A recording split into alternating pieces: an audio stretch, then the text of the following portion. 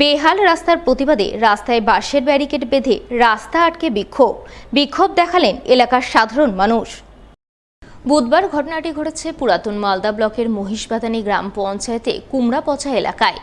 এলাকাবাসীর অভিযোগ, তাদের এলাকার মূল রাস্তাটি দীর্ঘদিন ধরে বেহাল অবস্থায় রয়েছে। বেহাল রাস্তার কারণে হামেশাই ছোট বড় দুর্ঘটনা ঘটছে।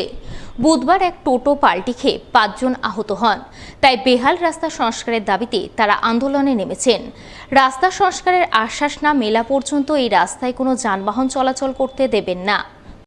আজকে এখানে একটি ঘটনা ঘটলো, বেশ কিছুদিন ধরে ঘটে চলছে।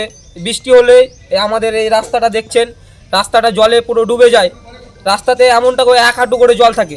কোনো গাড়ি চলাচল করার সময় গাড়ি পাল্টি খেয়ে অনেক কারো ক্ষতি হয়। আজকে যেমন ক্ষতি হয়েছে, অনেক 5 জনের ক্ষতি হয়েছে। একজনের হাত ভেঙে গেছে, একজনের মাথা ফেটে গেছে, 3-4 জন হাসপাতালে ভর্তি আছে। এখন আমরা চাই যে আমাদের এই রাস্তা যে খারাপ হয়েছে, এই রাস্তাটা যাতে আমাদের অতি শীঘ্রই পদক্ষেপ নেওয়া হয়। রাস্তা নিয়ে এই রাস্তা নিয়ে আমরা এর আগেও আন্দোলন করেছিলাম, তারপরে কোনো খবর আসেনি। এরকমই খারাপ হয়ে আছে এখনো রাস্তা। আজকে আমরা রাস্তাটা ব্লক করে দিয়েছি, দুদিক দিয়ে কোনো গাড়ি চলাচল আমরা আর করতে দিব না।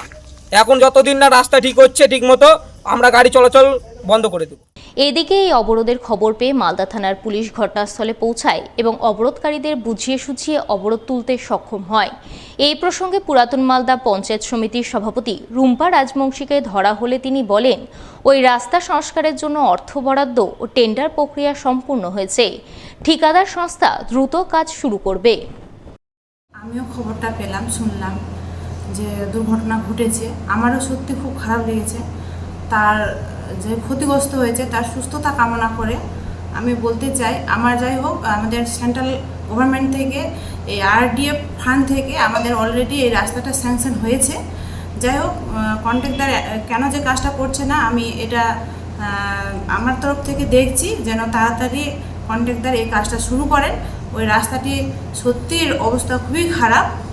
তো যাই হোক, এরকম যেন আর ঘটনা না ঘটে। আমি এখন বৃষ্টির যেহেতু এখন চলছে সিজন, অবস্থা খুবই খারাপ রাস্তার অবস্থা। তো আমি আমার তরফ থেকে আমি কন্ট্রাক্টরকে বলবো যেন তাড়াতাড়ি কাজটা শুরু করে। শামসি মার্চেন্ট অ্যাসোসিয়েশন, শামসি গ্রাম পঞ্চায়েত, এক স্বেচ্ছাসেবী সংস্থা এবং এক বেসরকারি নার্সিংহোম কর্তৃপক্ষের উদ্যোগে রক্তদান শিবির হয়ে গেল বুধবার। শামসি এলাকায় আয়োজিত এই শিবিরে প্রায় 150 জন রক্তদান করেন। রক্তদানের পাশাপাশি এদিনের শিবিরে বিনামূল্যে স্বাস্থ্য পরীক্ষা ও রক্তের গ্রুপ নির্ণয় করা হয়। এদিনের এই শিবিরে উপস্থিত ছিলেন চাঁচল মহকুমা শাসক সৌভিক মুখার্জি, বিধায়ক সমর মুখার্জি, শামসি পুলিশ ফাঁড়ির ইনচার্জ রাম সাহা, শামসি গ্রাম পঞ্চায়েত প্রধান মনীষা দাস সহ অন্যান্যরা। মেগা ব্লাড ডোনেশন ক্যাম্প আমরা শামসি মার্চেন্ট অ্যাসোসিয়েশন, শামসি গ্রাম পঞ্চায়েত, শামসি বিশ্বাস নার্সিংহোম, আমরা শামসি একতা বন্ধন যুব সমিতি, আমরা সম্মিলিতভাবে আজকে ব্লাড ডোনেশন ক্যাম্প করব। গোটা জেলায় যে ব্লাডের যে সংকট, সেই সংকটটা যেন আমরা কিছুটা হলেও মানুষের প্রয়োজনে, মা বোনেদের প্রয়োজনে, বৃদ্ধ মানুষের প্রয়োজনে, যারা থ্যালাসেমিয়া পেশেন্ট আছে তাদের প্রয়োজনে আমরা যেন কিছুটা ক্রাইসিস মেটাতে পারি। এবং আমরা চাইব যে আগামী দিনে আমাদের অনেক গ্রুপ আছে, বিভিন্ন ইয়াং জেনারেশন গ্রুপ, তাদেরকে বার্তা দিতে চাই। আমরা এটাই বলতে চাইছি যে আমাদের ব্লাডের সংকট যেন কোনো মানুষের না হয়। আর কোনো ব্লাডের কারণে একটা পাউচ, মাত্র 250-300 ml পাউচ আমরা দিই রক্ত, ওই পাউচে আমরা একটা জীবন পেতে পারি।